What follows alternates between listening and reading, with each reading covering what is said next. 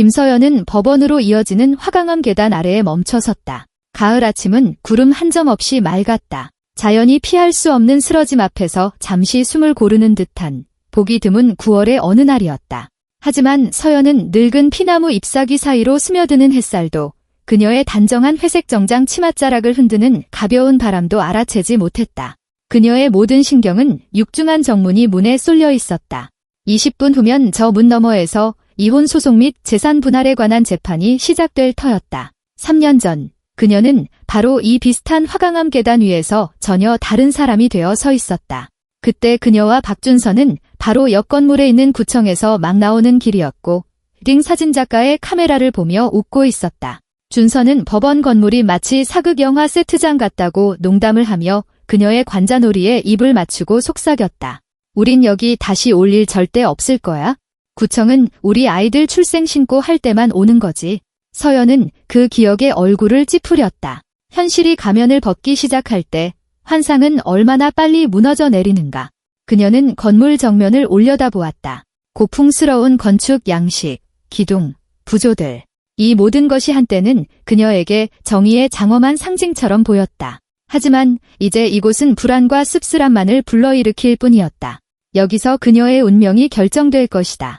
이 결혼의 파탄 끝에 그녀에게 무엇이라도 남을지 아니면 준서가 호언장담했던 대로 모든 것을 앗아갈지가 여기서 정해진다. 서연은 모든 것이 완전히 무너지기 시작했던 그날 저녁을 떠올렸다. 거의 반년 전인 5월 말이었다. 그녀는 평소보다 일찍 집에 돌아왔고 전화통화를 하는 준서를 발견했다. 그는 발코니에 서서 창밖으로 등을 돌린 채였고 그의 목소리는 이상하리만치 부드럽고 다정했다. 나도 보고 싶어. 자기야. 곧 보자. 약속할게. 그가 서연을 발견했을 때 그는 급하게 통화를 끊고 전화기를 주머니에 쑤셔 넣었다. 그의 얼굴은 순식간에 차갑고 서먹하게 변했다. 웬일이야? 이렇게 일찍? 그는 인사 대신 퉁명스럽게 물었다. 미팅이 취소됐어. 서연은 속이 울렁거리는 것을 느끼며 대답했다. 준서 씨, 누구랑 통화했어? 클라이언트랑. 일 때문에. 당신이 무슨 상관인데? 그가 거짓말을 하고 있다는 것을 알았다. 그의 눈빛, 긴장으로 굳어진 어깨, 그녀의 시선을 피하는 모습에서 알 수 있었다. 하지만 그때까지만 해도 그녀는 자신이 오해한 것이라 믿으려 애썼다. 아직 모든 것을 바로잡을 기회가 있을 거라고. 그녀는 얼마나 어리석었던가. 김서연 씨. 익숙한 낮은 목소리가 그녀를 현실로 불러들였다. 그녀가 돌아보자 그녀의 변호사인 이도현이 다가오고 있었다. 그는 세심한 갈색 눈과 희끗희끗한 머리카락을 가진 키가 큰 남자였다. 흠잡을 데 없이 다려진 짙은 회색 정장에 흰 셔츠, 와인색 넥타이를 메고 있었다. 그의 손에는 두툼한 가죽 서류 가방이 들려 있었다. 서연은 그 안에 이 재판의 결과를 뒤집을 수 있는 서류들이 가득하다는 것을 알고 있었다. 이도현 변호사님, 그녀는 안도의 한숨을 내쉬었다. 늦으실까 봐 걱정하기 시작했어요. 저는 항상 시간을 지킵니다. 이도현은 그녀 곁에 멈춰 서며 차분하게 대답했다. 심정은 어떠십니까? 솔직하게요. 무서워요. 서연은 시선을 떨구며 고백했다. 밤새 한숨도 못 자고 일어날 수 있는 모든 시나리오를 머릿속으로 되뇌었어요. 뭔가 잘못되면 어떡하죠? 판사님이 서류를 받아주지 않으시면요? 아니면 준서 씨가 증명서들을 반박할 방법을 찾아내면요? 어쩌면. 잠깐만요. 이도현이 부드럽지만 단호하게 그녀의 말을 끊었다. 우리는 모든 세부 사항을 검토했습니다. 잘못될 수 있는 모든 가능성은 이미 고려했습니다. 증명서는 전부 챙겨 오셨습니까? 서연은 고개를 끄덕이고 가방에서 두툼한 서류 폴더를 꺼냈다. 전부 여기 있어요. 이도현은 조심스럽게 폴더를 받아 열고 내용을 빠르게 훑어보았다. 그의 표정은 변함이 없었지만 서연은 그의 입가에 스치는 희미한 만족감을 포착했다. 훌륭합니다. 그가 말했다. 정말 큰일을 해내셨습니다. 이 서류들을 구하는 게 얼마나 힘드셨을지 압니다. 특히 그 대화 내용은요. 강수진 씨와의 만남은 어땠습니까? 서연은 움찔했다. 그렇다. 그것이 지난 한 달간 가장 힘든 시련이었다. 그녀는 6주 전 쇼핑몰에서 우연히 마주쳤던 최민아의 친구 강수진에게 연락해야만 했다. 서연이 최민아의 SNS 사진으로 그녀를 알아봤을 때 수진은 보석상 진열장 앞에서 반지를 구경하고 있었다. 용기를 내어 다가간 서연은 대화를 시작했다. 알고 보니 수진은 미나에게 불만이 많았다. 미나가 수진이 거의 반년 동안 만나며 결혼까지 계획했던 부유한 사업가를 가로챘기 때문이었다. 미나는 항상 그래요. 그때 수진은 서연과 카페에 앉아 커피를 마시며 악에 받친 목소리로 말했다. 누군가에게 괜찮은 남자가 있는 걸 보면 바로 달려들어요. 걔는 자존심도 없어. 머릿속엔 돈 생각뿐이라고요. 서연의 상황을 알게 된 수진은 망설임 없이 돕겠다고 했다. 그녀는 미나가 자신의 계획을 솔직하게 털어놓는 대화 내용의 스크린샷을 제공했다. 공증인이 출력물들을 인증했고 이제 그 말들은 결정적인 증거가 될 수 있었다. 만남은 순조로웠어요. 서연이 조용히 대답했다. 수진 씨가 약속했던 걸 전부 넘겨줬어요. 미나가 죗값을 치르길 바란다고 하더군요. 이도현은 생각에 잠긴 듯 고개를 끄덕였다.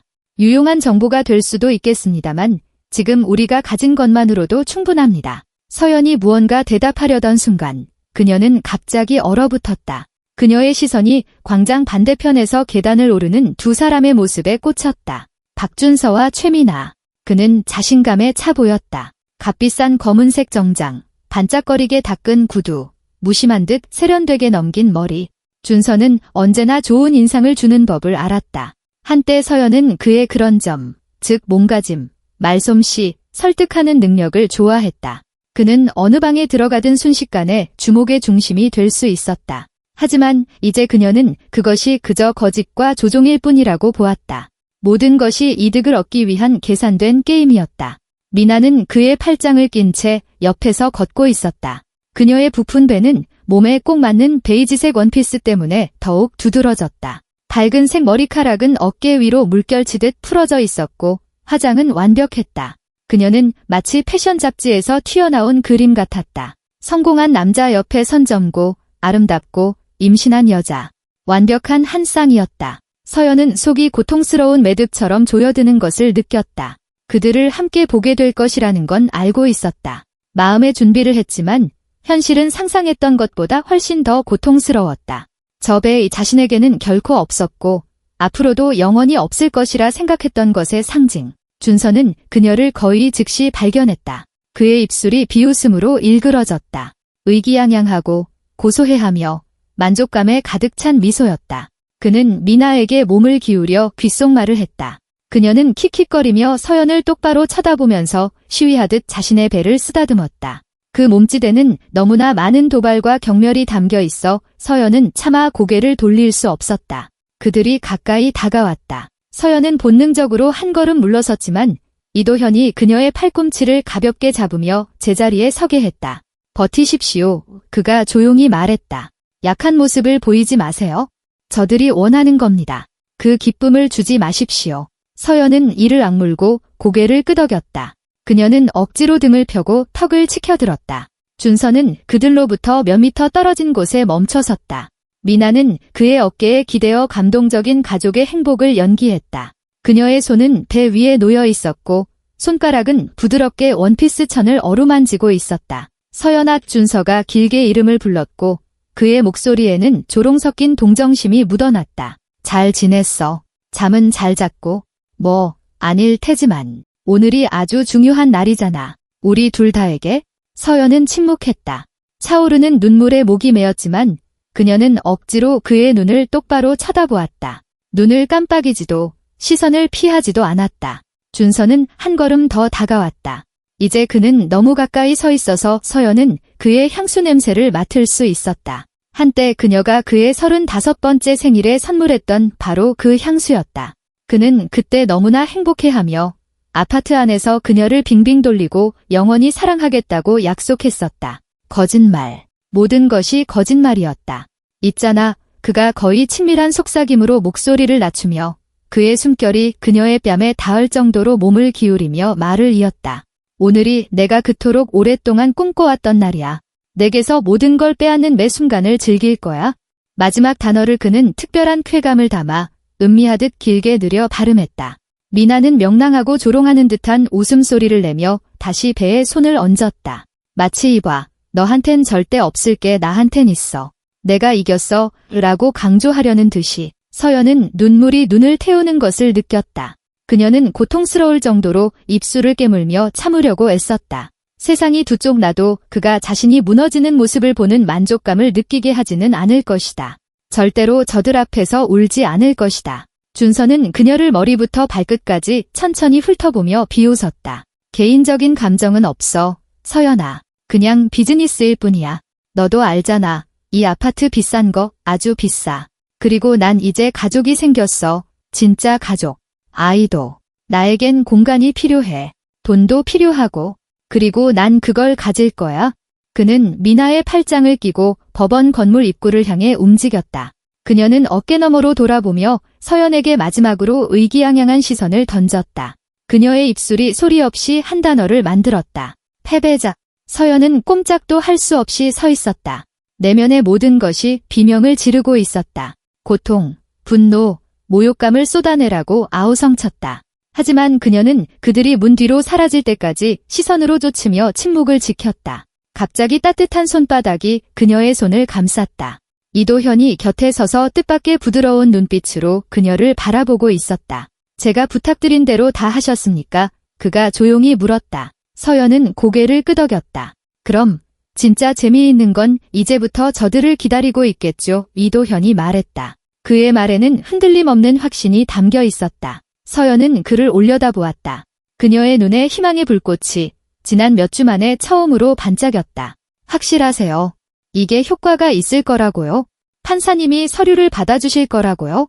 준서 씨가 그걸 반박하지 못할 거라고요? 물론입니다. 위 변호사가 대답했다. 저들이 스스로 무덤을 판 겁니다. 우리는 그저 밀어 넣어주기만 하면 됩니다. 그리고 제가 그렇게 할 겁니다. 약속드리죠. 그는 그녀의 팔을 잡고 입구로 이끌었다. 서연은 심장이 미친 듯이 뛰는 것을 느꼈다. 두려움, 고통, 희망, 모든 것이 숨막히는 하나의 덩어리로 뒤섞여 있었다. 그들은 금속 탐지기를 통과했다. 경비원은 무심하게 고개를 끄덕이며 그들을 들여보냈다. 넓은 대리석 계단을 올라 2층으로 갔다. 법원 복도는 사람들로 가득했다. 단정한 정장 차림의 변호사들, 눈물이 붉게 충혈된 원고들, 굳은 표정의 피고들, 서류를 초조하게 만지작거리는 증인들. 모두가 자신의 차례, 정의 혹은 패배의 순간을 기다리고 있었다. 누군가의 삶은 여기서 더 나아지고 누군가의 삶은 완전히 무너져 내린다. 서연과 이도현은 사호법정 문 앞에 멈춰 섰다. 명패에는 판사 윤지혜라고 적혀 있었다. 기억하십시오. 이도현이 그녀를 향해 돌아서서 눈을 똑바로 보며 말했다.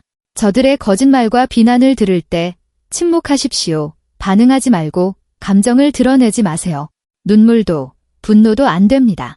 당신이 해야 할 일은 그저 조용히 앉아 저를 믿는 것뿐입니다. 나머지는 제가 다 하겠습니다. 저를 믿으십니까? 서연은 천천히 고개를 끄덕였다. 믿어요. 법정 문이 열리고 안경을 쓴 젊은 여직원이 그들을 안으로 안내했다. 안에는 이미 준서와 미나가 앉아 있었다. 그들은 아직 비어있는 판사석 오른쪽 자리를 차지하고 있었다. 미나는 준서에게 무언가 속삭였고 그는 만족스러운 듯 미소를 지었다.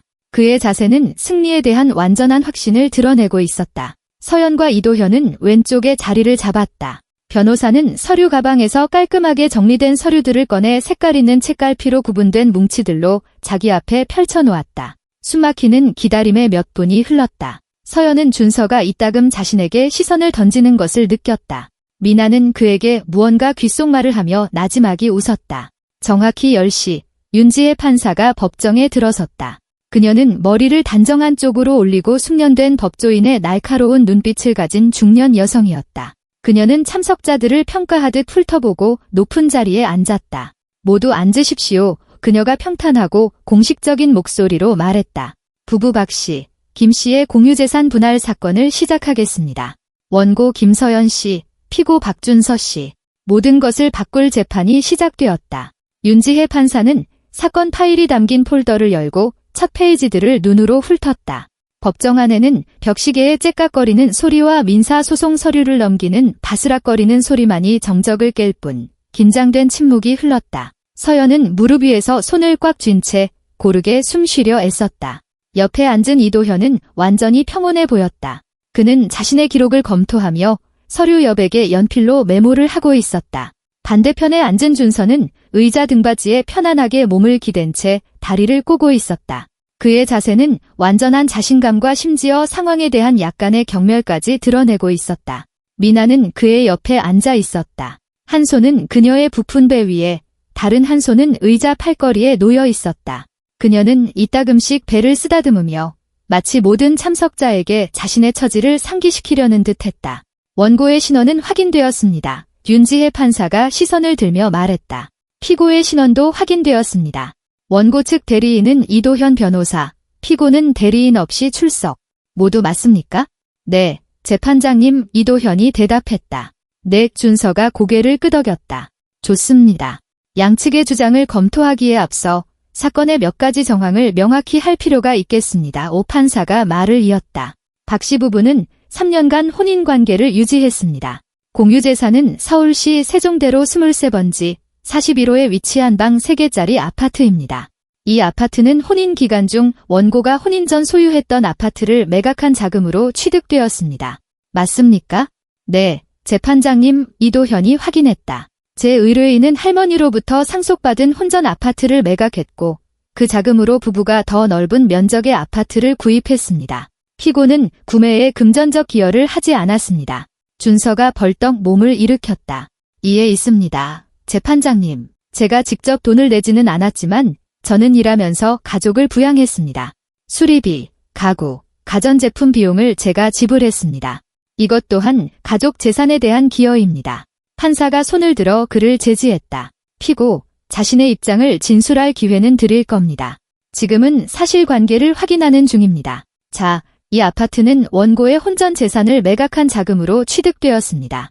그러나 법에 따라 혼전계약서에 별도의 규정이 없는 한 혼인 기간 중에 취득한 재산은 자금 출처와 관계없이 공유재산으로 간주됩니다. 부부 사이에 혼전계약서는 작성되지 않았습니다. 작성하지 않았습니다. 재판장님. 이도현이 대답했다. 따라서 이 아파트는 공유재산이며 분할 대상입니다. 원고는 주된 자금을 자신이 부담했다는 점을 들어 아파트의 4분의 3에 대한 소유권을 주장하고 있습니다.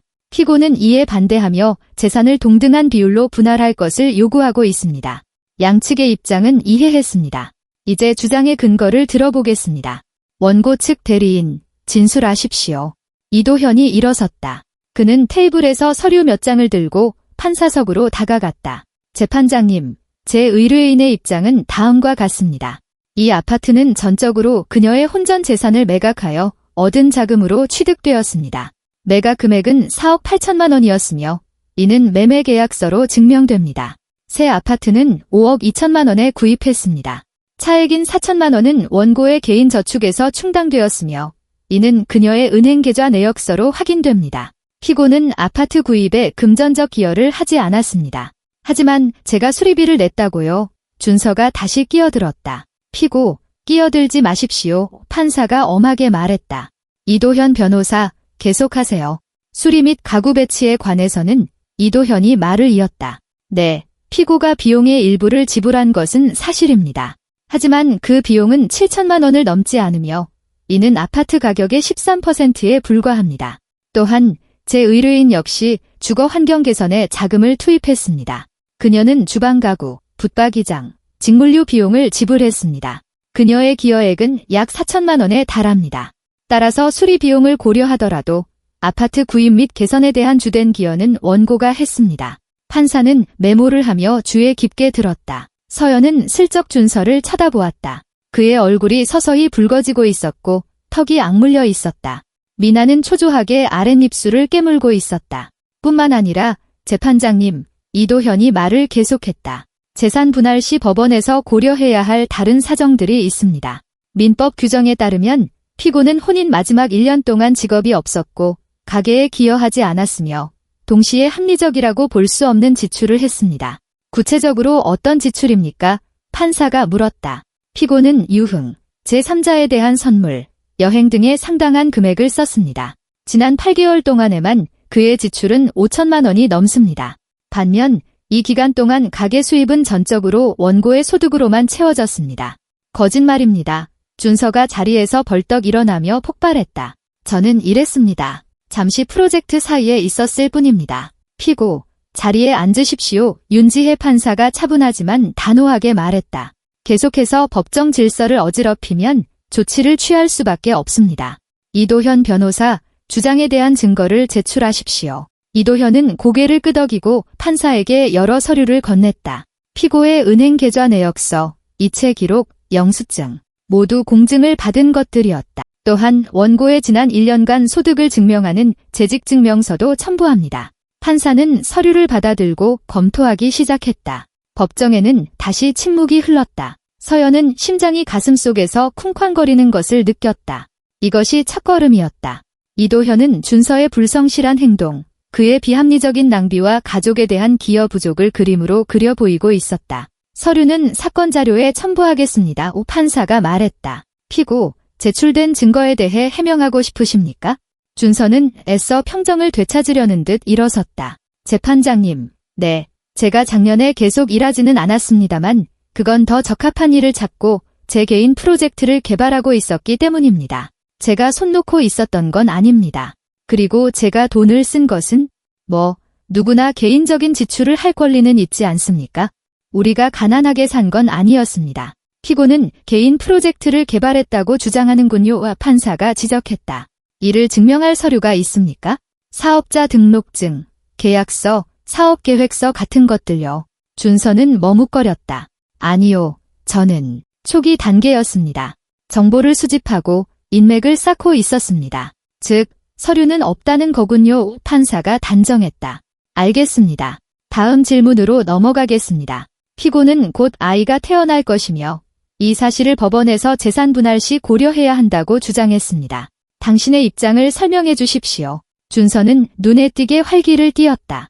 그는 등을 꼿꼿이 폈고 얼굴에는 자신감 있는 미소가 번졌다. 네, 재판장님. 저는 정말 곧 아이 아빠가 됩니다. 여기 미나 씨가, 그는 옆에 앉은 여자를 가리켰다. 임신 중입니다. 6개월 차입니다. 우리 아이입니다. 그리고 저는 예비 아빠로서 제 아이에게 괜찮은 생활 환경을 보장해줘야 합니다. 저에겐 집이 필요합니다. 아이를 부양할 자금도 필요하고요. 그래서 저는 법원이 이러한 사정을 고려하여 제게 유리하게 재산을 분할해야 한다고 생각합니다. 미나는 고개를 끄덕이며 다시 배에 손을 얹었다. 그녀의 얼굴은 자기 자신에 대한 동정심과 은근한 의기양양함이 뒤섞여 있었다. 서연은 속이 쪼그라드는 것을 느꼈다. 저 배, 저 아이, 그녀 자신의 패배의 상징. 준서가 다른 여자와는 해냈지만 자신과는 해내지 못했던 것의 상징. 그동안 이도현은 동요하지 않았다. 그는 미동도 하지 않고 제자리에 조용히 앉아 있었다. 판사가 그를 쳐다보았다. 이도현 변호사, 피고의 주장에 대해 하실 말씀 있습니까? 네, 재판장님. 이도현이 천천히 일어섰다. 피고의 주장에 대해 몇 가지 질문이 있습니다. 질문하십시오. 피고는 아이를 기다리고 있다고 주장합니다. 명확히 하고 싶습니다. 피고는 자신의 친자임을 확신합니까?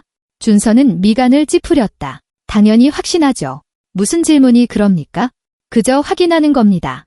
이도현이 태연하게 말을 이었다. 피고는 자신의 임신 능력을 확인하는 의학적 검사를 받은 적이 있습니까? 무슨 검사 말입니까? 준서가 분개했다. 사실이 눈앞에 있는데 무슨 검사가 필요합니까?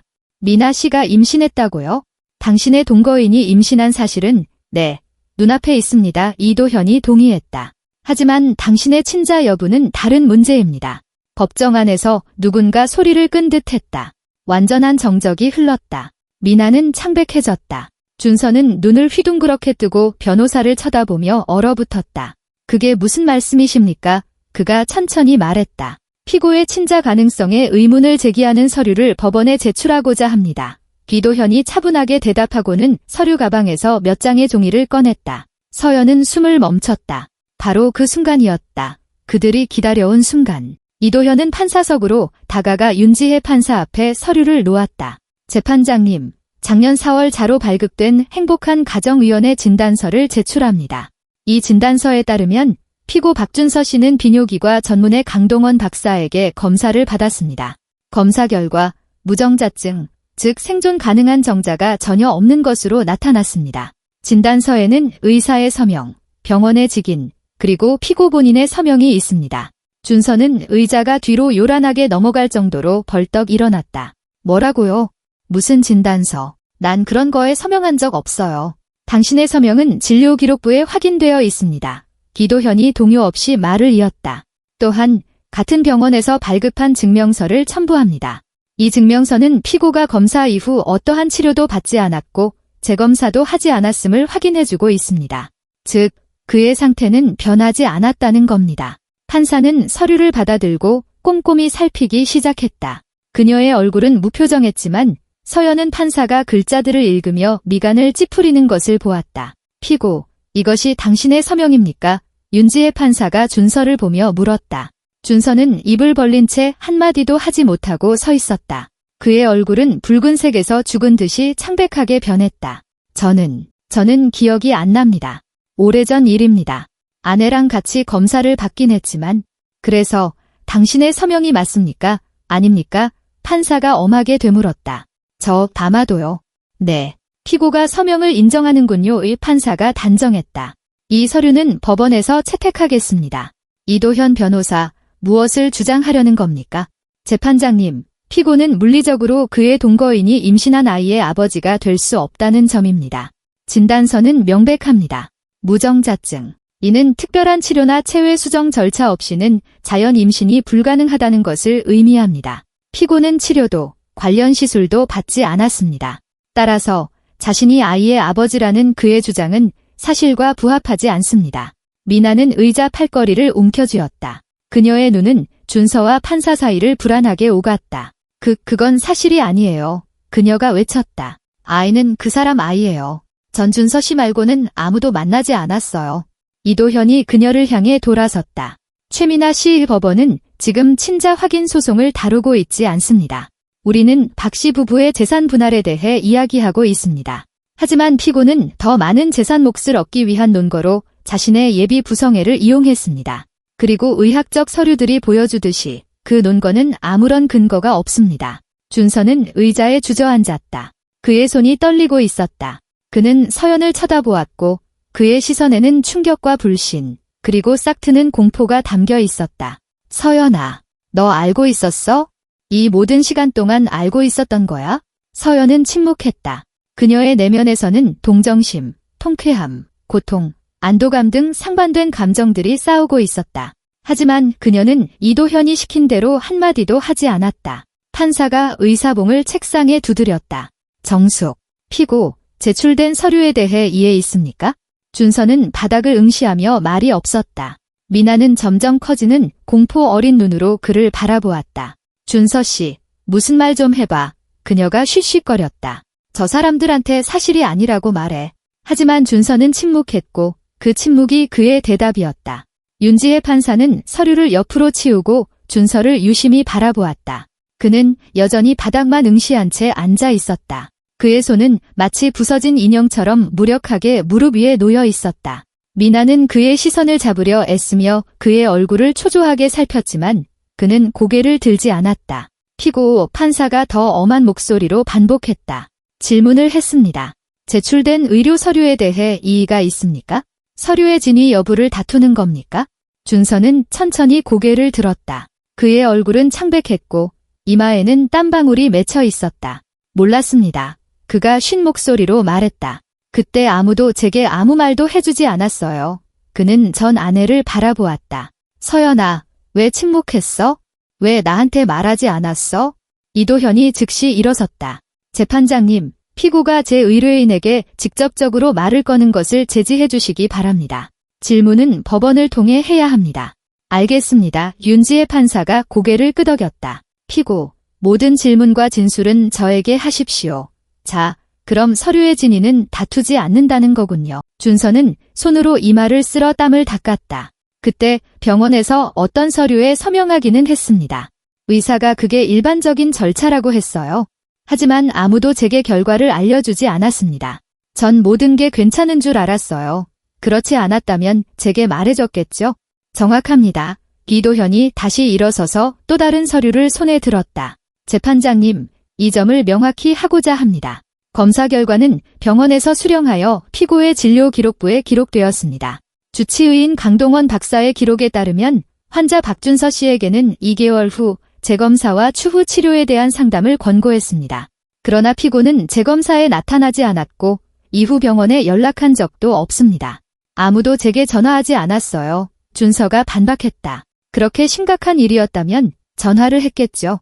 병원은 환자에게 전화를 할 의무가 없습니다. 이도현이 차분하게 받아쳤다. 모든 정보는 피고가 열람할 완전한 권리를 가진 진료기록부에 기재되어 있었습니다. 또한 법원에 또 다른 서류를 제출합니다. 그는 폴더에서 새 종이를 꺼내 판사에게 건넸다. 이것은 작년 같은 시기인 4월에 발급된 원고 김서연 씨의 건강 상태에 대한 산부인과 의사 박은영 박사의 소견서입니다. 이 소견서에 따르면 원고는 생식 기능에 아무런 이상이 없습니다. 그녀의 건강은 정상이며 병리학적 소견은 발견되지 않았습니다. 판사는 서류를 받아 훑어보고 고개를 끄덕였다. 서류는 채택합니다. 이도현 변호사, 이 의료 소견서들을 제출한 목적을 법원에 설명해 주십시오. 목적은 간단합니다. 재판장님 이도현이 법정 전체를 향해 돌아서며 대답했다. 지난 1년 동안 피고는 혼인관계에서 아이가 없는 원인이 바로 원고에게 있다고 반복적으로 비난했습니다. 이러한 비난은 가정이 파탄에 이른 원인 중 하나가 되었습니다. 피고는 원고가 불완전하며 자신에게 아이를 낳아줄 수 없다고 주장했고 이를 자신의 외도에 대한 변명으로 삼았습니다. 그러나 의료 서류들이 보여주듯이 문제는 원고에게 있지 않았습니다. 원고는 건강합니다. 반면 피고는 자연 임신을 배제하는 진단을 받았습니다. 법정에는 긴장된 침묵이 흘렀다. 서연은 앉아있음에도 불구하고 다리에 감각이 없어지는 것을 느끼며 손을 깍지 꼈다. 지난 몇 달 동안 그녀는 준서의 비난을 들어야 했다. 내 탓이야. 너한테 무슨 문제가 있어? 정상적인 여자라면 나한테 아이를 낳아줬을 거야. 모든 말이 칼로 찌르는 것 같았다. 그리고 이제 진실이 드러나고 있었다. 그에게 상처를 줄까봐 그의 반응이 두려워 숨겨왔던 진실이. 미나가 벌떡 일어섰다. 재판장님, 이 모든 의료 이야기가 도대체 무슨 상관인지 모르겠습니다. 저는 임신했어요. 이건 사실입니다. 그리고 아이는 준서 씨 아이예요. 판사가 그녀를 향해 돌아섰다. 최미나 씨, 당신은 이 사건의 당사자가 아닙니다. 재판에 개입하지 마십시오. 하지만 어떻게? 준서 씨는 제 아이의 아버지입니다. 그는 우리를 부양하기 위해 자신의 재산을 받아야만 해요. 최미나 씨, 윤지혜 판사가 단호하게 말했다. 법정 질서를 지킬 수 없다면 퇴정을 명하겠습니다. 자리에 앉으십시오. 미나는 천천히 의자에 주저앉았다. 그녀의 입술이 떨리고 있었다. 그녀는 준서를 향해 돌아섰다. 말해줘요. 아이가 당신 아이라고 말해줘요. 준서는 침묵했다. 그는 자신의 손, 판사의 책상 위에 놓인 의료 서류들, 그리고 서연을 바라보았다. 그의 얼굴에는 당혹감, 충격, 그리고 자신이 어떤 함정에 빠졌는지에 대한 깨달음이 싹트고 있었다. 그 사이 이도현은 말을 이었다. 재판장님, 법원이 또 다른 한 가지 사정에 주목해 주시기를 바랍니다. 피고는 올해 2월에 최미나 씨와 관계를 시작했습니다. 임신 사실은 6월에 발표되었는데 이는 그들의 관계가 시작된 지 4개월 후입니다. 현재 임신 기간은 6개월로 이는 대략 5월 말이나 6월 초에 임신이 이루어졌다는 것과 일치합니다. 무슨 말을 하려는 겁니까? 판사가 물었다. 시간적 배경이 피고가 최미나 씨와 활발히 만나던 시기와 일치한다는 점입니다. 그러나 자연 임신이 불가능하다는 의료 소견을 고려할 때 피고의 친자 여부에 대한 합리적인 의심이 생깁니다. 이도현 변호사 이 판사가 개입했다. 친자 확인 문제는 이 사건의 심리 대상이 아닙니다. 우리는 부부의 재산 분할을 다루고 있습니다. 전적으로 동의합니다. 재판장님, 이도현이 말했다. 하지만 피고 스스로가 이 문제를 재판 과정에 끌어들였습니다. 곧 있을 부성애가 재산 분할 시 고려되어야 한다고 주장하면서요. 저는 단지 그 주장이 사실에 의해 뒷받침되지 않으며 의료 데이터와 모순된다는 점을 지적하고 있을 뿐입니다. 판사는 생각에 잠긴 듯 고개를 끄덕였다. 당신의 이의는 이해했습니다. 피고, 최미나 씨가 임신한 아이의 아버지라는 자신의 주장을 계속 고수하십니까? 준서가 고개를 들었다. 그의 눈은 붉게 충혈되어 있었다. 저 이제는 모르겠습니다. 미나 씨가 아이가 제 아이라고 했습니다. 저는 믿었습니다. 믿지 않을 이유가 없었습니다. 즉, 자신의 친자 여부에 대한 확실한 데이터가 없다는 것을 인정하는 겁니까? 판사가 명확히 물었다. 그런 것 같습니다. 준서가 중얼거렸다. 미나가 다시 벌떡 일어섰다. 이번에는 그녀의 목소리에 히스테리가 가득했다. 준서 씨, 무슨 소리 하는 거예요? 약속했잖아요. 우리를 돌봐주겠다고 약속했잖아요. 아파트를 받아서 우리가 함께 살 거라고 했잖아요. 최미나 씨, 마지막 경고입니다. 판사가 날카롭게 그녀의 말을 끊었다. 한 번만 더 소란을 피우면 법정에서 퇴장시키겠습니다. 미나는 배를 움켜쥐고 시위하듯 몸을 숙였다. 몸이 안 좋아요? 저에겐 아이가 있어요? 저한테 이러시면 안 돼요? 판사는 호출 버튼을 누르고 서기에게 말했다. 의료진을 불러주세요. 저분의 상태를 확인하게 하세요. 잠시 후 의료 가방을 든 흰 가운 차림의 여성이 법정에 들어왔다. 그녀는 미나에게 다가가 몇 가지 질문을 하고 맥박을 확인하고 혈압을 쟀다. 상태는 안정적입니다. 간호사가 판사에게 보고했다. 몸이 불편한 징후는 보이지 않습니다. 감사합니다. 윤지혜 판사가 고개를 끄덕였다. 최미나 씨, 만약 몸이 안 좋다고 느끼시면 퇴정하셔도 좋습니다. 하지만 시위는 멈춰주십시오. 미나는 굴욕감과 분노로 얼굴이 타오르는 채 조용히 다시 앉았다. 이도현은 이 틈을 타 말을 이었다. 재판장님, 이 사건의 정황을 밝혀줄 또 다른 서류를 제출하고자 합니다. 그는 폴더에서 함께 묶인 몇 장의 종이를 꺼냈다.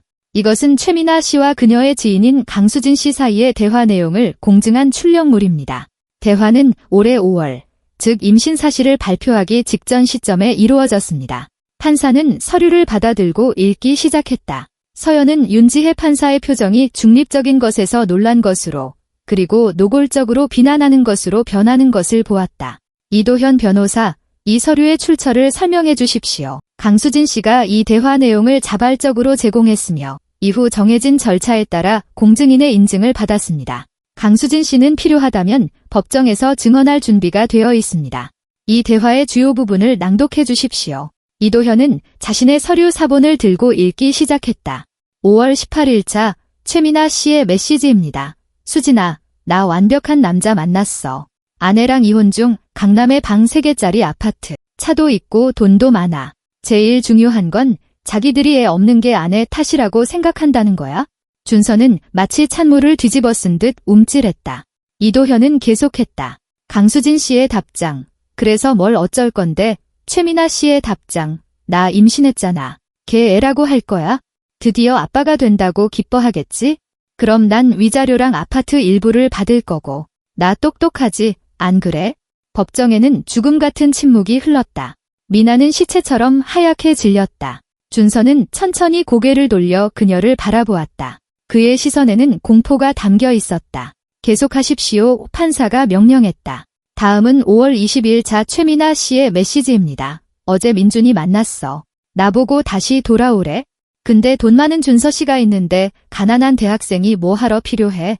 임신 주수만 잘 맞으면 돼. 김민준이 누굽니까? 판사가 물었다. 강수진 씨의 증언에 따르면 김민준 씨는 최미나 씨의 성적인 파트너였습니다. 피고와 관계를 맺는 동안에도요. 최미나 씨는 두 남자를 동시에 만나고 있었습니다. 준서는 두 손으로 얼굴을 감쌌다. 미나, 이게 사실이야? 그가 쉰 목소리로 물었다. 미나가 벌떡 일어섰다. 그녀의 목소리는 비명으로 갈라졌다. 다 거짓말이에요. 수진이가 나한테 복수하는 거예요. 질투해서. 난 그런 거 쓴 적 없어요. 최미나 씨 판사가 엄하게 말했다. 서류는 공증인이 인증했습니다. 이를 반박하려면 감정을 통해서만 가능합니다. 감정 신청을 하시겠습니까? 미나는 입을 벌렸지만 한마디도 하지 못했다. 그녀의 눈은 이리저리 방황했다. 그녀는 필사적으로 머리를 굴리는 것이 분명했다. 이 대화 내용이 조작되었다고 주장하는 겁니까? 판사가 질문을 반복했다. 어쩌면 제가 그런 비슷한 걸 썼을지도 몰라요. 하지만 장난이었어요. 진심으로 생각한 게 아니라고요. 미나가 내뱉었다. 즉, 대화가 있었다는 사실은 인정하는 겁니까? 하지만 장난이었어요. 이도현이 끼어들었다. 재판장님, 메시지 하나를 더 읽도록 허락해 주십시오. 5월 28일 자입니다. 그가 아이가 자기 애라고 믿었어. 바보 같으니. 중요한 건 아파트를 받는 거야? 그 돈이면 5년은 일 안 해도 되고 그 다음은 그때 가서 생각하면 되지. 판사는 말없이 고개를 끄덕였다. 서류는 증거로 채택합니다. 최미나 씨, 질문이 있습니다. 피고 박준서 씨가 당신 아이의 아버지라고 주장합니까? 미나는 침묵했고 그녀의 손은 떨리고 있었다. 답변을 기다리고 있습니다. 판사가 끈질기게 반복했다. 확실하지 않아요. 미나가 마침내 쥐어짜듯 말했다. 피고의 친자 여부가 확실하지 않다는 겁니까? 저는 생각했어요. 저는 원했어요. 질문에 답하세요. 아이의 아버지가 누구인지 확실하지 않다는 겁니까? 눈물이 미나의 뺨을 타고 흘러내렸다. 네, 확실하지 않아요. 그녀가 속삭였다. 준서는 벌떡 일어나 마치 나병 환자를 보듯 그녀에게서 뒷걸음질 쳤다. 너 오날 이용했구나. 그가 먹먹한 목소리로 말했다. 이 모든 시간 동안 넌 그저 돈을 원했던 거야? 미나가 그를 향해 손을 뻗었다. 준서 씨, 아니에요. 그렇지 않아요. 사랑해요. 아이는 당신 아이일 수도 있어요. 일 수도 있다고 그가 씁쓸한 미소를 지으며 되물었다. 방금 확실하지 않다고 했잖아. 다른 남자를 만나고 있었어. 이 모든 걸 계획했어? 그리고 나는 믿었지. 그는 머리를 움켜쥐었다. 세상에, 내가 무슨 짓을 한 거지, 서연아. 이 거짓말 때문에 모든 걸 망쳤어. 판사가 의사봉을 두드렸다. 정숙, 피고, 예비 부성애와 관련된 당신의 주장을 철회합니까? 준서는 천천히 고개를 끄덕였다. 네, 철회합니다. 조서에 기록하십시오. 피고는 예비 부성애에 근거한 주장을 철회합니다. 피고는 재산 분할 주장을 뒷받침할 다른 논거가 있습니까? 준서는 침묵했다. 이도현이 그 틈을 이용했다. 재판장님, 원고는 자신의 주장을 고수합니다. 아파트가 원고의 혼전 재산 매각 자금으로 취득되었다는 점, 혼인 마지막 해에 피고의 비합리적인 지출과 불성실한 행동, 그리고 재산 분할 과정에 영향을 미치기 위해 예비 부성애에 대한 허위 진술을 한 점을 고려하여 원고는 법원이 자신에게 아파트의 4분의 3에 대한 소유권을 인정하고 피고에게 그 가치의 4분의 1에 해당하는 보상금을 지급하도록 판결해 주실 것을 요청합니다. 판사가 고개를 끄덕였다. 원고의 입장은 알겠습니다. 사건 자료 검토를 위해 15분간 휴정하겠습니다. 휴정 후 판결을 선고하겠습니다. 그녀는 일어나 법정을 나갔다. 서연은 이도현이 자신의 어깨를 만지는 것을 느꼈다. 다 괜찮습니다. 그가 조용히 말했다. 거의 이겼습니다. 그녀는 말을 할 수 없었다. 안도감, 고통, 통쾌함 등 감정의 폭풍이 내면에서 휘몰아쳐 모든 것이 하나로 뒤엉켜 있었다. 그녀는 준서를 바라보았다. 그는 완전히 무너진 채 고개를 가슴에 떨구고 앉아 있었다. 미나는 법정 구석에서 손바닥에 얼굴을 파묻고 흐느끼고 있었다. 아무도 그녀에게 신경 쓰지 않았다. 서연은 눈을 감고 천천히 숨을 내쉬었다. 악몽이 끝나가고 있었다. 15분의 휴정 시간은 고통스러울 정도로 길게 느껴졌다. 서연은 다리가 후들거리는 것을 느끼며 복도로 나왔다. 이도현은 그녀의 팔꿈치를 붙잡고 옆에서 걸었다. 그들은 복도 끝 창가에 멈춰섰다. 그곳에서는 도시 공원의 전경이 펼쳐져 있었다. 가을 나무들이 황금빛과 진홍빛으로 물들어 있었고 바람이 낙엽을 길 위로 몰고 다녔다. 기분이 어떠십니까? 변호사가 조용히 물었다. 서연은 변호사를 향해 돌아섰다. 모르겠어요. 꿈속에 있는 것 같아요. 이게 정말 일어나고 있는 일인가요? 정말 모든 게 곧 끝나는 건가요? 끝날 겁니다. 이도현이 확신에 찬 목소리로 대답했다. 판사님은 모든 서류를 받아들이셨습니다. 대화 내용, 진단서들을 다 보셨어요. 윤지혜 판사님은 경험 많은 분입니다. 명백한 사실을 무시하지 않으실 겁니다. 준서 씨는 스스로 친자 여부를 확신하지 못한다고 인정했고 미나 씨는 아이 아버지가 누군지 모른다고 자백했습니다. 그들의 입지는 완전히 무너졌습니다. 서연은 눈을 감았다. 내면에서는 여전히 상반된 감정들이 들끓었다. 한편으로는 진실이 마침내 드러났다는 안도감이, 다른 한편으로는 씁쓸함이 밀려왔다. 그녀는 그동안 준서의 진단 사실에 대해 침묵하며 그를 상처 입힐까 봐 두려워했다. 재검사를 기다리고 싶었고 의사들이 틀렸기를 바랐다. 하지만 준서는 끝내 재검사를 받으러 가지 않았다. 대신 그는 그녀를 비난하고 모욕하고 배신하기 시작했다. 제가 왜 그때 침묵했을까요? 그녀가 속삭였다. 처음부터 그에게 말했다면? 그를 보호하고 싶으셨던 겁니다. 이도현이 부드럽게 대답했다. 그의 남성적인 자존심이 무너질까 봐 두려우셨던 거죠. 이해할 수 있는 일입니다. 하지만 그는 스스로 자신의 길을 선택했습니다. 상황을 파악하기보다는 당신을 비난하는 쪽을 택했죠. 그가 듣고 싶어 하는 말을 해주는 첫 번째 여자를 믿는 쪽을 택했습니다. 그건 그의 선택입니다. 김서연 씨, 당신의 선택이 아니고요. 그녀는 눈을 감은 채 고개를 끄덕였다. 복도 저편에서 목소리가 들려왔다. 서연이 돌아보니 준서가 반대편 벽에 등을 기댄 채 서 있었다. 그의 정장은 구겨져 있었고 넥타이는 비뚤어져 있었으며 머리는 헝클어져 있었다. 그는 마치 이 30분 동안 10년은 늙어버린 것 같았다. 미나는 곁에 없었다. 서연은 그녀가 떠났거나 아니면 어딘가 구석에 틀어박혀 자신의 계획이 물거품이 된 것을 슬퍼하며 울고 있을 것이라 짐작했다. 준서가 고개를 들어 서연과 눈이 마주쳤다. 몇 초 동안 그들은 복도를 사이에 두고 서로를 바라보았다. 그러고 나서 그가 천천히 그녀를 향해 걸어왔다. 이도현은 그녀를 보호할 태세로 긴장했지만 서연이 조용히 말했다. 괜찮아요. 준서는 그녀로부터 몇 미터 떨어진 곳에 멈춰섰다. 그의 얼굴에는 죄책감, 수치심, 절망감이 뒤섞여 있었다. 서연아, 그가 쉰 목소리로 시작했다. 나 할 말이 있어? 그녀는 말없이 기다렸다. 알고 있었지. 그가 말을 이었다. 진단에 대해 알고 있었어? 왜 나한테 말하지 않았어? 서연은 깊은 한숨을 내쉬었다. 의사 선생님이 재검사를 받아야 한다고 했어. 너한테 말하기 전에 결과를 기다리고 싶었어. 두려웠어. 내가 그 소식을 감당하지 못할까봐, 무너져 내릴까봐 두려웠어. 진단이 최종적이라는 걸 먼저 확인하고 싶었어. 내 감정을 상하게 하고 싶지 않았어. 하지만 난 끝내 재검사를 받으러 가지 않았지. 준서가 조용히 말했다. 그냥 잊어버렸어. 뭔가 심각한 일이 있었다면 연락이 왔을 거라고 생각했어. 넌 잊어버렸지. 서연이 씁쓸하게 되뇌었다. 그리고 나를 비난하기 시작했어. 내 탓이라고. 나한테 문제가 있다고. 정상적인 여자라면 너한테 아이를 낳아줬을 거라고 말했지. 진실을 알면서, 문제가 내게 있지 않다는 걸 알면서 그런 말을 듣는 게 어떤 기분인지 알아? 준서는 시선을 떨궜다. 미안해. 그가 쥐어짜듯 말했다. 몰랐어. 알고 싶지 않았겠지. 서연이 매섭게 그의 말을 잘랐다. 나를 비난하고 내가 대단하다고 모든 게 괜찮다고 말해줄 다른 여자를 찾는 게 너한테는 더 편했겠지.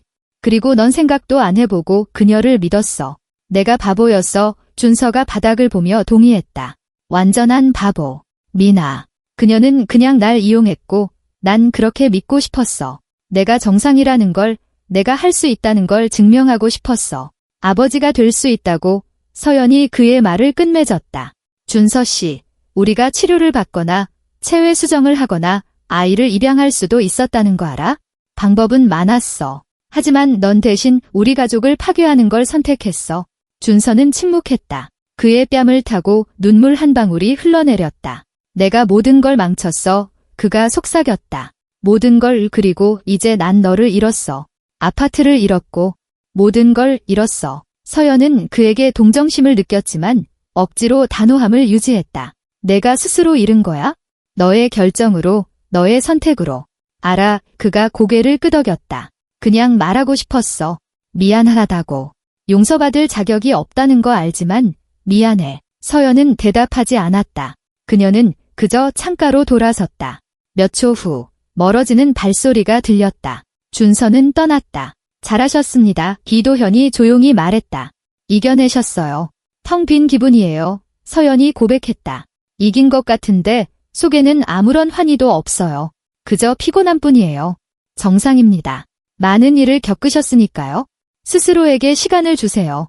모든 것이 점차 제자리로 돌아올 겁니다. 복도 끝에서 법원 서기가 나타났다. 판사님께서 재판을 속행할 준비가 되셨습니다. 그녀가 알렸다. 이도현은 고개를 끄덕이고 서연의 팔을 잡았다. 가시죠. 마지막입니다. 그들은 법정으로 돌아왔다. 준서는 이미 제자리에 등을 구부린 채 바닥을 보며 앉아 있었다. 미나도 돌아와 있었다. 그녀의 눈은 눈물로 붉고 부어 있었고 화장은 얼굴 전체에 번져 있었다. 그녀는 자신을 추스를 생각조차 하지 않는 듯 했다. 그녀는 팔로 자신을 감싼 채 앉아 이따금씩 흐느꼈다.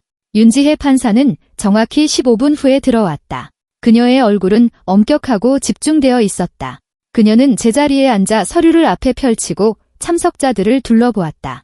앉으십시오. 그녀가 말했다. 박 씨 부부의 공유재산 분할 사건에 대한 판결을 선고하겠습니다. 서연은 이제 조금만 더 지나면 이 악몽이 끝날 것이라고 느꼈다. 이도현은 지지의 표시로 테이블 밑에서 그녀의 손을 꼭 쥐었다. 사건 자료를 검토하고 양측의 진술을 듣고 제출된 증거들을 조사한 결과 법원은 다음과 같은 결론에 이르렀습니다. 윤지혜 판사가 시작했다. 분쟁 대상 아파트는 박 씨 부부가 혼인 기간 중 원고 김서연 씨의 혼전 재산을 매각하여 얻은 자금으로 취득되었음이 확인되었습니다. 매각된 아파트의 가치는 4억 8천만 원이었으며 취득한 아파트의 가치는 5억 2천만 원이었습니다. 차액인 4천만 원은 원고가 개인 저축으로 충당했습니다.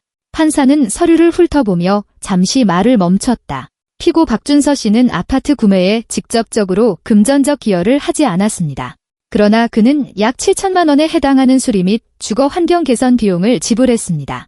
원고 또한 약 4천만 원을 투입하여 환경 개선에 참여했습니다. 따라서 아파트 취득에 대한 주된 재정적 기여는 원고에게 있습니다. 준서는 고개를 들지 않은 채 미동도 없이 앉아 있었다. 또한 윤지혜 판사가 말을 이었다. 법원은 공동생활 마지막 1년 동안 피고가 직업이 없었고 고정 수입이 없었으며 동시에 가족의 이익과 무관한 개인적인 용도로 상당한 지출을 했음을 확인했습니다. 이러한 지출은 5천만 원 이상이었습니다. 이 기간 동안 가계 수입은 전적으로 원고의 소득으로만 충당되었습니다. 법원은 피고의 이러한 행동을 불성실하고 가족의 이익에 부합하지 않는 것으로 간주합니다. 서연은 희망이 솟아나는 것을 느꼈다. 판사는 명백히 그녀의 편을 들고 있었다. 또한 법원은 윤지혜 판사의 목소리가 더 엄격해졌다. 피고가 재판 과정에서 허위 정보를 제출했음을 지적합니다. 그는 예비 부성애가 재산 분할 시 고려되어야 한다고 주장했습니다. 그러나 제출된 의료 서류는 특별한 치료나 의료 절차 없이는 피고의 자연 임신이 불가능함을 명백히 증명하고 있습니다. 피고는 치료도 관련 시술도 받지 않았습니다.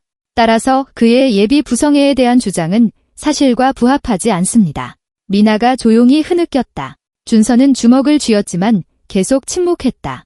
더욱이 판사가 말을 이었다.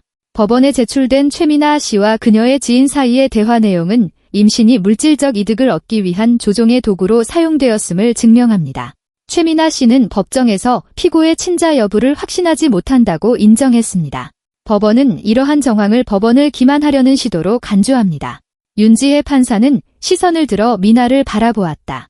최미나 씨, 재판 과정에서의 당신의 행동은 부적절했습니다. 당신은 이 사건의 당사자가 아님에도 불구하고 재판 과정에 영향을 미치려 했습니다. 또한 제출된 증거들은 당신의 불성실한 의도를 증명하고 있습니다. 법원은 당신에게 구두 경고를 내립니다. 향후 재판에서 이와 같은 행동이 반복될 경우 법적 조치가 취해질 수 있습니다. 미나는 말없이 고개를 숙였다. 제시된 모든 정황을 고려하여 판사가 본론으로 돌아왔다. 법원은 원고의 주장이 타당하다고 결론 내립니다.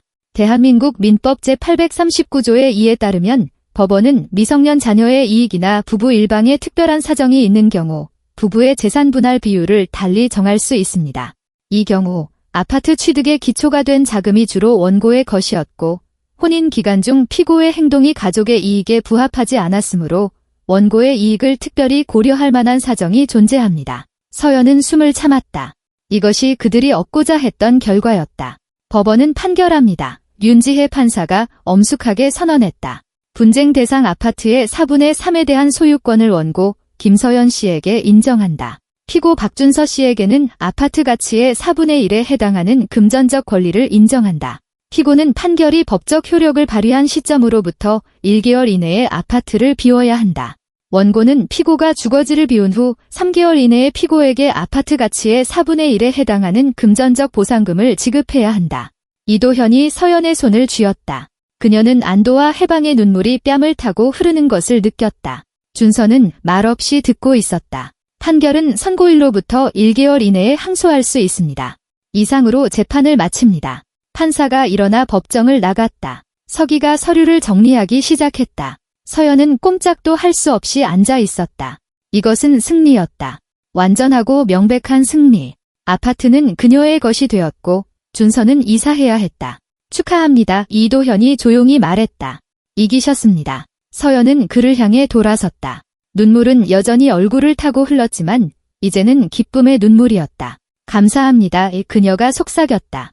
모든 것에 감사드립니다. 변호사님 없이는 해내지 못했을 거예요. 해내셨을 겁니다. 변호사가 미소 지었다. 당신에게는 필요한 모든 것이 있었습니다. 용기, 정직, 그리고 당신 편인 진실. 저는 단지 그것을 올바르게 제시하는 것을 도왔을 뿐입니다. 서연은 법정 반대편을 바라보았다. 준서는 이미 일어나 출구를 향해 가고 있었다. 미나는 흐느끼며 비틀거리며 그 뒤를 따랐다. 그들은 더 이상 팔짱을 끼고 있지 않았다.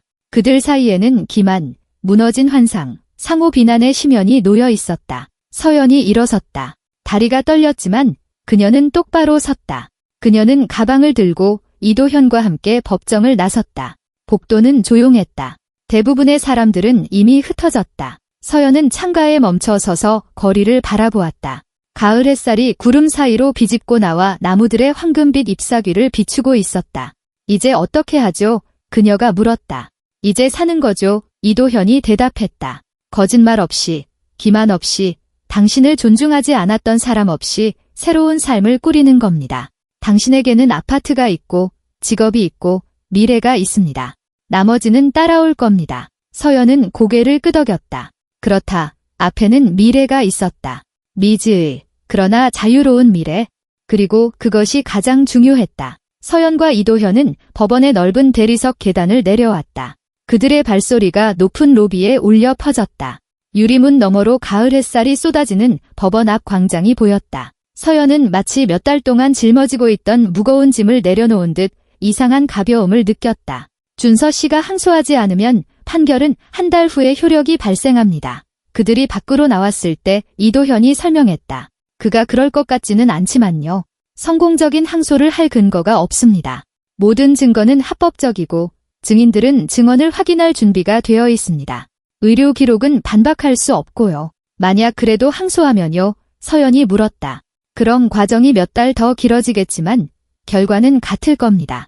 항소심에서 이런 증거 기반을 가진 판결을 뒤집지는 않을 겁니다. 걱정하지 마세요. 그들은 계단 아래에 멈춰 섰다. 이도현은 서연을 바라보았다. 어떤 문제든 생기면 언제든지 전화하세요. 사건이 완전히 마무리될 때까지 제가 함께하겠습니다. 준서 씨가 아파트를 비우면 모든 서류를 제대로 처리할 겁니다. 서연은 미소 지으며 고개를 끄덕였다. 이도현 변호사님, 어떻게 감사를 드려야 할지 모르겠어요. 변호사님은 단순히 소송에서 이기게 해주신 게 아니에요. 제게 정의에 대한 믿음을 되찾아 주셨어요. 이도현은 따뜻하고 진심 어린 미소를 지었다. 그게 제 일입니다. 그리고 아시나요? 당신 같은 사건들이 제가 왜 이 직업을 선택했는지 상기시켜 줍니다. 돈이나 명예 때문이 아니라 정말로 보호가 필요한 사람들을 돕기 위해서죠. 당신은 처음부터 정직했습니다. 복수를 원하지도 준서 씨를 파괴하고 싶어 하지도 않았죠.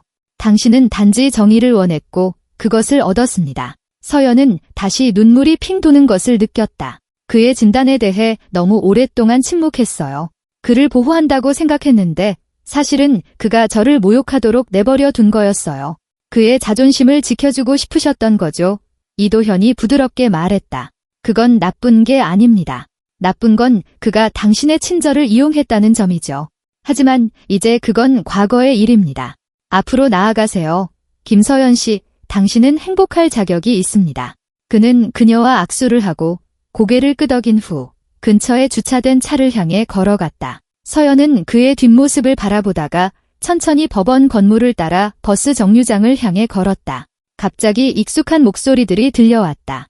돌아보니 준서와 미나가 보였다. 그들은 주차장 가장자리에 서 있었고 그들의 대화는 온 거리에 들릴 정도였다. 내가 날 망쳤어. 준서가 소리쳤다. 그의 얼굴은 분노로 일그러져 있었다. 너 때문에 모든 걸 잃었어. 아파트, 돈, 평판까지. 내가 자초한 일이잖아. 미나가 쏘아붙였다. 그녀의 목소리는 눈물과 분노로 떨리고 있었다. 내가 믿으라고 강요했어? 넌 그냥 아빠가 되고 싶었을 뿐이야? 혼자서 동화 같은 이야기를 만들어냈다고. 내가 일부러 날 조종했어. 그 대화 내용, 넌 모든 걸 계획했어. 그래서 뭐, 미나가 외쳤다. 내가 널 사랑했다고 생각했어? 정말 젊은 여자가 너 같은 사람을 돈 때문이 아니라서 선택할 거라고 생각했어? 웃기시네, 박준서. 한심해. 준서는 머리를 움켜쥐었다. 난 너 때문에 아내를 버렸어. 착하고 충실한 아내를. 내 인생을 망쳤다고. 내 인생은 내가 스스로 망친 거야. 미나가 소리쳤다. 내 그 소중한 아내는 너한테 아무 빚도 없었어. 널 불쌍히 여겨서 진단을 숨겼던 거라고. 근데 넌 그녀를 비난하고 모욕하고 배신했지? 넌 내가 받을 만한 벌을 받은 거야? 준서는 주먹을 휘두르려다 멈추고 손을 내렸다. 꺼져. 내 인생에서 꺼져버려. 다시는 보고 싶지 않아. 그러지 뭐. 미나는 돌아서서 높은 국대문에 비틀거리며 걸어갔다. 몇 미터 가다가 그녀는 돌아보며 외쳤다. 그리고 아이는 낳아서 제대로 된 남자를 찾을 거야. 그 애를 부양해줄 너 같은 패배자 말고.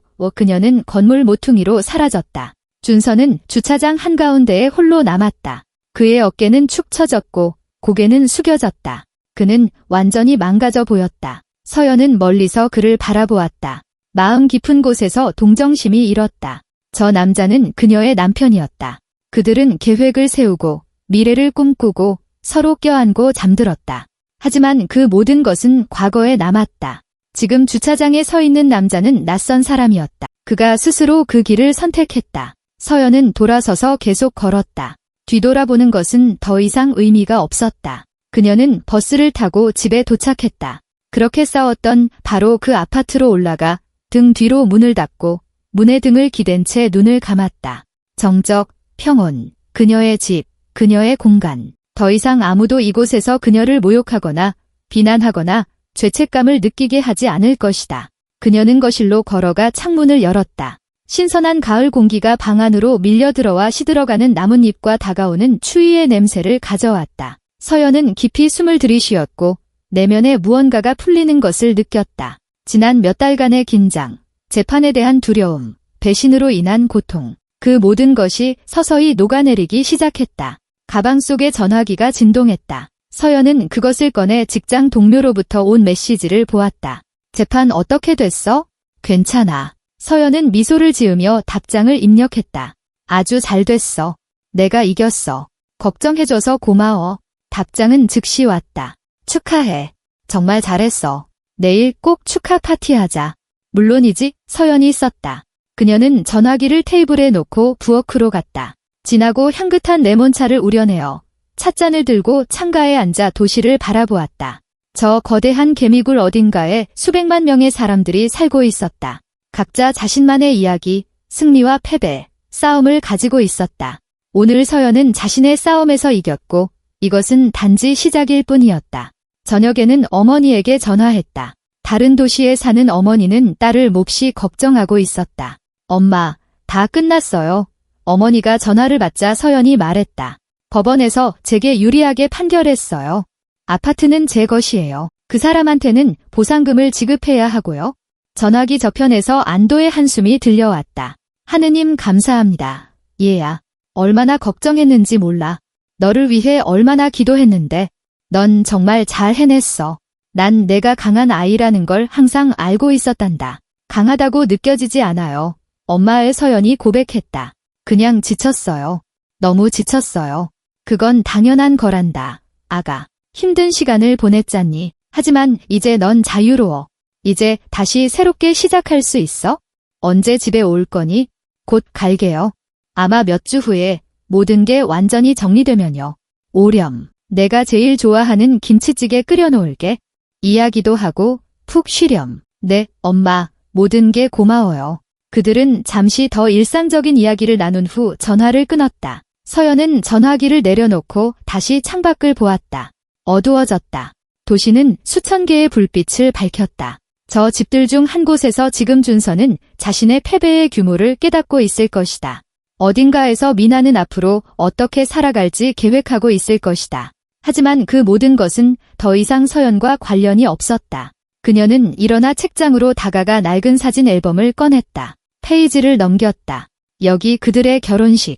여기 첫 번째 함께한 바다 여행. 여기 이 아파트에서의 집들이. 모든 사진에서 그들은 웃고 있었다. 행복하고 사랑에 빠져 있고 희망에 가득 차 있었다.